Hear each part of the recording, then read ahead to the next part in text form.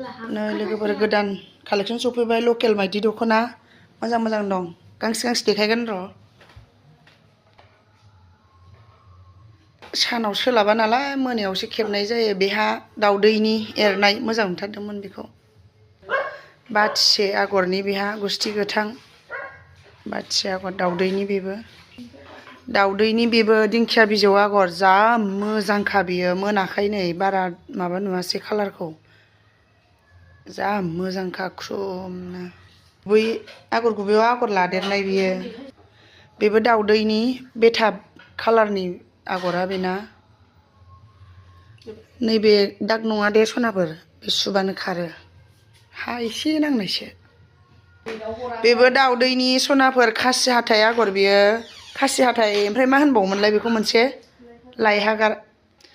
बेबो जि मोजांखाहाय दाउदैनि रुखु रुखुनो ख्रुमनो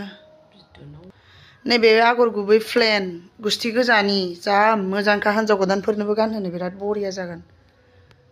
बरियाखा बेहा बेसर बिबारनि गेजेर आगर मोजां मोनथारदों बेयो बरिया ख्रुम जाथिनि आगर गुबैयाव दिंखिया बिजौ लानाय जा साइजखायै जाथिनि बाथिसे बेहा आपेल कालार गबसब आगर बिदुनाव